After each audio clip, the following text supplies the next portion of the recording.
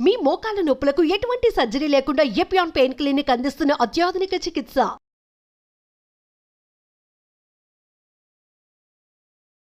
Welcome to Suman TV. నేను మీ నవీన్. ప్రస్తుతం మనతో ప్రముఖ గ్యాస్ట్రోఎంట్రాలజిస్ట్ డాక్టర్ పులి చంద్రశేఖర్ గారు ఉన్నారు. హాయ్ సార్, నమస్తే అండి. నమస్తే అండి. సార్, మలబద్ధక సమస్య సార్, ఇది బయటికి చెప్పలేరు. ఏంటంటే మొహమాట పడిపోతూ ఉంటారు.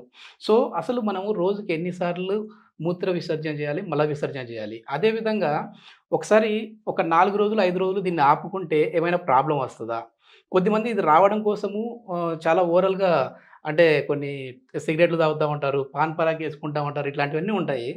సో ఈ మలబద్ధక సమస్య ముదిరితే పైల్స్ నుంచి కొలాన్ క్యాన్సర్ వస్తుందని నేను ఒక ఆర్టికల్ చదివా. అది ఎంతవరకు వాస్తవం అండి? మంచి పాయింట్ అండి. సో రోజుకి ఎన్నిసార్లు మోషన్ వెళ్ళాలి అనేది ఒక క్వశ్చన్. సో తర్వాత మోషన్ రాకపోతే క్యాన్సర్ వస్తుందా అనేది రెండో క్వశ్చన్. సో రోజుకి ఎన్నిసార్లు వెళ్ళాలని కాదు, రోజుకి ఎన్నిసార్లు తింటాం అనేది ముఖ్యము. సో కొంతమంది అసలు ఏమి తినకుండా మోషనే రాదు వాళ్ళకి. సో అలాగే ఒక చిన్న ఎగ్జాంపుల్ చెప్తాను. నాకు ఒక కరెక్ట్గా 1 year బ్యాక్ డాక్టర్ చేయాల్సింది పేషెంట్ చెప్పిన మాట వినాలి. సో దీంట్లో ఏమైందంటే ఒక 82 ఏళ్ల ముసలావిడ బయట నుంచి బాత్రూమ్ నుంచి వస్తూ కాలు జారి పడితే ఒక హాస్పిటల్లో జాయిన్ చేశారట. ఆవిడకి ఏమమ్మా జరిగింది అని అంటే మోషన్ రావట్లేదని చెప్తాను ట్రై చేస్తుంది. వాళ్ళు కేరళ వాళ్ళు, ఇంక తెలుగులోనే మాట్లాడుతున్నారు.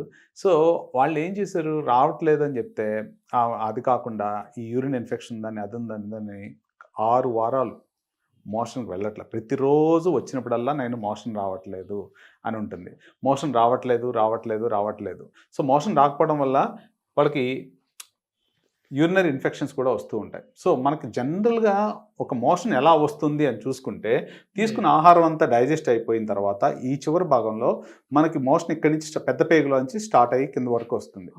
ఇక్కడ వరకు వచ్చిన తర్వాత ఫస్ట్ పొద్దున్నే మనం లెగ్గానే మోషన్కి వెళ్తూ ఉంటాం కదా, ఎందువల్ల అని ఆలోచిస్తే ఇప్పుడు ఇది నార్మల్గా ఎంటీగా ఉంటుంది. మనం పొద్దున ఆహారం తీసుకున్న తర్వాత కొంతమందికి అలవాటు ఉంటుంది. ఫర్ ఎగ్జాంపుల్ నేను ఉన్నా అనుకోండి, పొద్దున్న కాఫీ తాగితే కానీ అక్కడి నుంచి రిఫ్లెక్సెస్ ఇక్కడికి వచ్చిన తర్వాత ఇక్కడ నుంచి స్టూల్స్ ఇక్కడికి వస్తే మోషన్కి వెళ్ళాలి, నా పేగంతా మోషన్తో నిండిపోయిందని ఫీలింగ్ వస్తుంది. కానీ యాక్చువల్లీ మోషన్ మొత్తం పేగంతా ఉంటుంది అప్పటికే, ఓన్లీ లాస్ట్ భాగం వస్తూ ఉంటుంది. 100 గ్రాములు 150 గ్రామ్స్ అలా వస్తూ ఉంటుంది. సో అదే కొంతమందిలో పేగిపోతే వ్యాధి ఉన్న వాళ్ళకి ఇది ఇన్ఫ్లేమ్ అయింది అనుకోండి, ప్రతి 5 నిమిషాలకు పరిగెత్తాలనుకుంటారు, టాయిలెట్ అర్జెన్సీ అంటాం అన్నమాట దాన్ని. సో ఈ రకంగా జరిగిన పేషెంట్స్ ఎవరికైతే మోషన్ రాకుండా ఉన్న వాళ్ళలో పైల్స్ వస్తాయా అని క్వశ్చన్ నన్ను అడిగారు. మంచి పాయింట్ అది. మోషన్ రాకుండా హార్డ్ స్టూల్స్ వచ్చినప్పుడు ఏం చేస్తారు అంటే గట్టిగా ముక్కుతారు. ముక్కినప్పుడు ఆ కింద ఉన్న రక్త కణాలు గట్టిగా బిగుసుకొని ముందుకు రావడం వల్ల పైల్స్ లాగా బయటకు వస్తూ ఉంటాయి. సో అది ఒకటి కారణం. రెండో కారణం నేనేం చెప్తున్నాను అని అంటే, మోషన్ రాకపోతే క్యాన్సర్ వస్తుందా అని కాదు, అప్పుడు దాకా నార్మల్గా వెళ్ళే మోషన్స్ పేషెంట్స్ రావట్లేదు, మోషన్ హార్డ్ అవుతుందో లేకపోతే సరిగ్గా వెళ్ళలేకపోతున్నాను అనేది ఒక indication. Change in bowl habits అంటారు విదేశాల్లో. అది వచ్చినప్పుడు కంపల్సరీ పేగు తనిఖీ చేయించుకోవడం బెటర్. ఎందువల్ల అంటే ముందు ఇనిషియల్గా చిన్న చిన్న కణాల కింద ఇలా స్టార్ట్ అయ్యి ఒక గడ్డలాగా వస్తుంది. ఇంకా క్యాన్సర్గా మారలేదు, క్యాన్సర్గా మారే ఛాన్సెస్ ఉంటాయి. సో వీళ్ళల్లో ఒక చిన్న ఎగ్జాంపుల్ చెప్తాను. నాకు ఒక పేషెంట్ బాంబే నుంచి వచ్చారు. బాంబే నుంచి వచ్చిన ఆయన పైల్స్ అని చెప్పి వచ్చాడు. పైల్స్ అని చెప్పి వచ్చిన అతను 50 ఏళ్ళు పైన ఉన్నాడు, రక్తం పడుతుంది. సరే నేను చిన్న సజెషన్ ఇచ్చాను. సరే ఆయనకున్న హ్యాబిట్స్ వేరు హ్యాబిట్స్ ఉన్నాయి, సరే కొలనోస్కోపీ కూడా చేయించుకోండి అని అంటే ఈ భాగంలో స్టేజ్ 1 క్యాన్సర్ నాకు కనిపించింది. అదృష్టవంతుడు.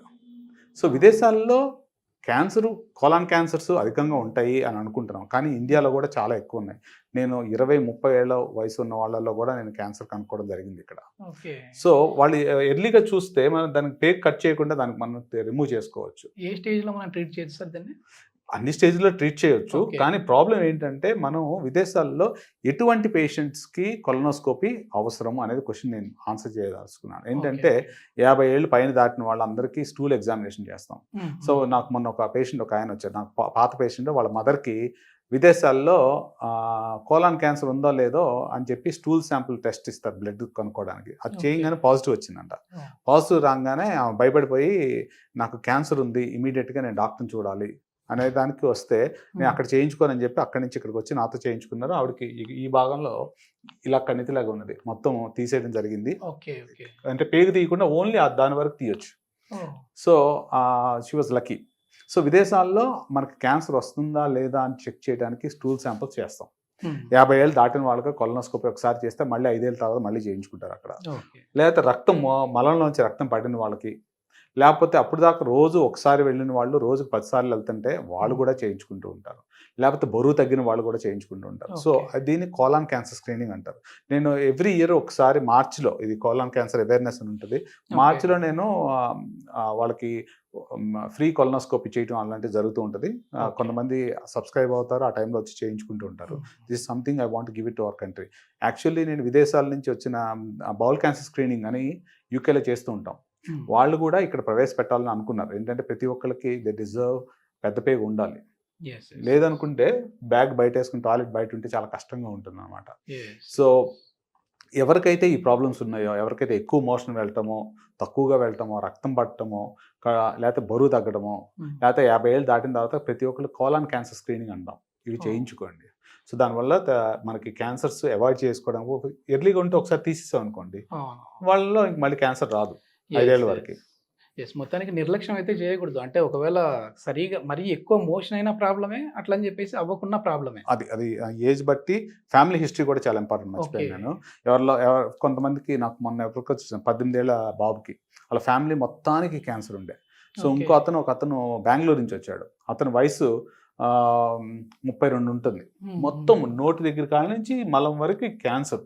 అతనికి ఆల్రెడీ సహం పేగు తీసేశారు, ఇంకో సహం పేగు మాత్రం ఉంది, అది కూడా తీసేస్తా అన్నారు, బ్యాగ్ పెడతా అన్నారు. అతను నాకు అలా వద్దు అని చెప్పి ఇక్కడికి వచ్చి చాలా ఉన్నాడు, మొత్తం అంతా చిన్నగా కొద్దిగా పెద్దగా ఉన్నాయి, మొత్తం అన్ని ఒకే సిట్టింగ్లో తీయలేక 2 సార్లు తీయాల్సి వచ్చింది.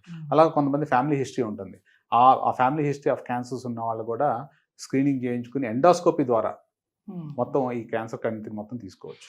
ఓకే. ఎట్లాంటి జాగ్రత్తలు తీసుకోవాలి సార్? అంటే మనం తీసుకునే ఫుడ్ హ్యాబిట్లో కావచ్చు, లేదంటే మనకున్న అలవాట్ల వల్ల కావచ్చు, లైఫ్ స్టైల్ కావచ్చు, ఎట్లా ఉండాలంటారు? మంచి పాయింట్ చెప్పారు.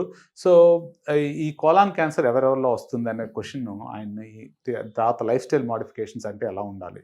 సో ఫైబర్ డైట్ ఎక్కువ తీసుకున్నాం అనుకోండి, కూరగాయలు ఒకప్పుడు మనం బాగా తినేవాళ్ళం, అలాంటివి మంచివి. తర్వాత ఫ్రూట్స్, విటమిన్ సిలో ప్రతి ఫ్రూట్లోనూ యాంటీ ఆక్సిడెంట్, క్యాన్సర్ రాకుండా ఉండే తత్వం ప్రతి పండులోనూ ఉంటుంది. అది ఈ try to eat that one. Number 3, వయసు దాటిన 50 ఏళ్ళు దాటిన తర్వాత ఒకసారి కొలనోస్కోపీ చేయించుకొని ఏం ప్రమాదం ఏమి ఉండదు, చాలా simple procedure. So you'll have a better outcome. అప్పుడు లేదనుకోండి, క్యాన్సర్గా మారడానికి కొన్ని సంవత్సరాలు పడుతుంది. ఒకసారి చూసినప్పుడు లేదంటే మళ్ళీ it my take like 4-5 years. అందుకు మళ్ళీ 5 ఇయర్స్ తర్వాత మళ్ళీ రిపీట్ చేస్తూ ఉంటాం అలాంటివి. సో ఎక్కువ హైడ్రేషన్, నీళ్ళు ఎక్కువ తీసుకోండి. అలాంటివన్నీ మంచిగా, అంటే these are the good lifestyles that you should follow. Screening ఒకటి, plenty of water, fibre diet. Okay, ఇందాక మంది అడిగారు రంగులు వేసుకోవడం.